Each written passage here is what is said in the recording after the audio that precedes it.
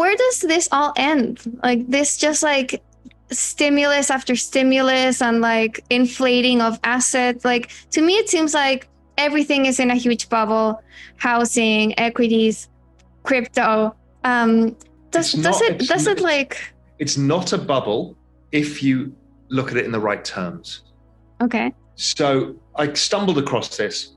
Gold is the great price anchor, right? Everyone's used gold as a relative asset pricing forever as a system of money. Real estate versus gold, it's about in line. So it's kind of at fair value.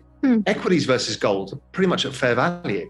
So then it makes you think, why are we thinking everything's a bubble?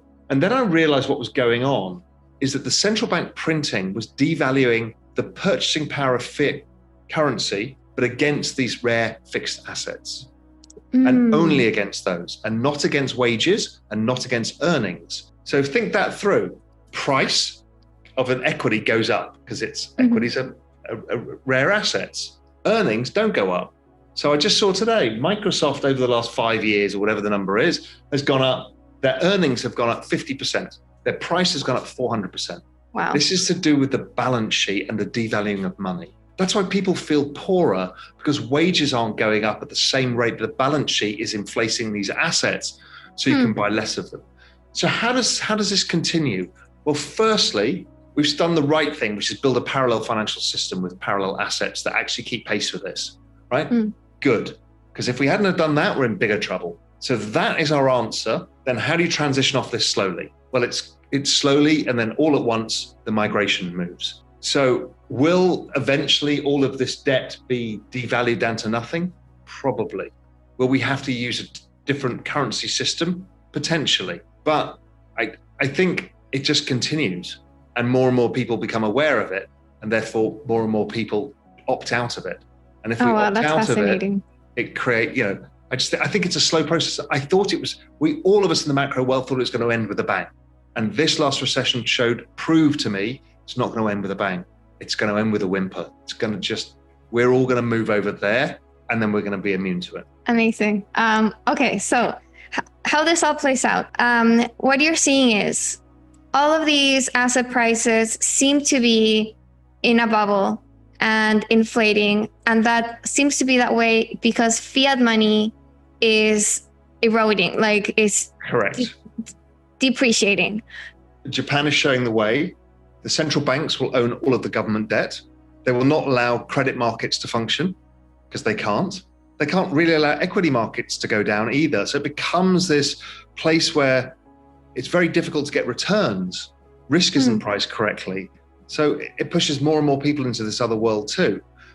In the end of it, they either have to change course once they've bought all the government bonds, or they're going to have to understand that this is going to entirely collapse these currencies. If you play it through to its logical conclusion, and nobody will care because we'll have left it. And so us leaving it is what causes the final collapse of currencies. I'm not that apocalyptical. I kind of figure human ingenuity will figure some way to stop that end game, the hyperinflation, Weimar Republic, Venezuela outcome. But, we've just repeated it again in Lebanon, and we keep doing it. So it could happen. But the good thing is we've got a way out. I called it the Bitcoin life raft. Right. So interesting. But then, what will happen with national currencies if like everyone is going to Bitcoin or ETH or whatever? I don't think that's necessarily going to be the case. I think we've got the option. What I think most likely happens is somewhere down the road, the IMF or the World Bank or G20 create a global basket of currencies. Okay. And they basically use that as a world coin. And they're all going to be central bank digital currencies at that point. And to remain as part of that, you won't be able to expand your money supply more than 2%. So then you've got a more stable currency that doesn't go up and down so much because everything's pegged to the dollar. So, you're a South African exporter, it's a nightmare for you. But if this is a world pricing basket, that's a world coin that has restricted supply, well, you solve a lot of problems. Now, you probably want to devalue as much as you can first and then do that. So I think it doesn't have to go to the end game. it can go to a different stopping point. Now, does that last forever? Probably not. No currency regime ever does. But that would change the whole conversation a lot if that happened. I mean, that would be just mind-blowing. It would mean that like countries don't have their own like independent like policies anymore, like monetary policies, or like, I don't know, like how to like regulate trade, or well, I mean, that's Europe, right? Yeah. That is Europe. And, you know, to some extent it works and to some extent it doesn't work. Now, do you have internal currencies and external currencies? Well, South Africa had that for years. That's possible too. So I don't know. I mean, there's ways of solving this. You know, and so you can still have the independent currencies, but maybe everybody trades using this basket. So it kind of lowers everybody's volatility. I don't know. But I think there are answers, and it doesn't always have to end with everything's going to zero.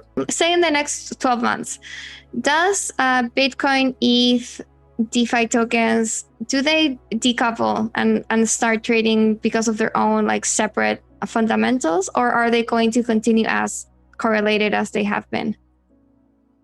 Pretty much every equity is correlated to the S&P 500.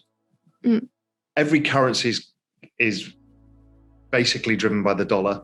Every bond market's driven by the US bond market. I don't see why it should be any different. There'll be relative outperformance differences. You know, maybe Bitcoin doesn't do the best, like the S&P doesn't always do the best.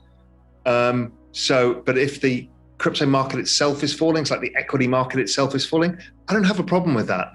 And there will be whole periods where, you know, some DeFi protocol just continues to go up in a down cycle because it's getting more network effects and it's attracting a larger share of capital than it would do. Makes sense. Because there's something called a risk curve, right? So the least risky is Bitcoin and maybe Ethereum. And, you know, the social token that's come out on some unknown artist is probably like the most risky. Who knows, right? Or a DeFi protocol that's got tons of money and it could go to zero immediately. People allocate according to the risk curve. And the longer a bull market is in play, the more they go out the risk curve to get better rewards. And the moment things become more volatile, the moment they come back to the least risky asset. It's how all markets work. So I don't think it's any different. What's your call for crypto, and given the whole macro environment that we've been talking about, what are kind of your biggest bets right now? Well, my biggest bet, I think the biggest, clearest bet of all is Ethereum. You know, if you say, you know, if you could only own one asset over the next 12 months, what would it be? It'd be Ethereum, because it's the least risky with the highest rewards. Because of the massive changes happening, I understand there's risk that may not go through in the way, the format people think, and there's some other, you know, questions being asked, and that's all fine and good. But I think probability is that you're going to end up with a reduced supply, massively increasing network usage, interconnectiveness of that network, and then you're going to go to proof of stake as well, which gets rid of the green argument. I think you're going to see institutional investment in the space. So I think ETH is the single bet that there is right now. But, you know, it feels like we're in for the double pump, the 2013 repeat.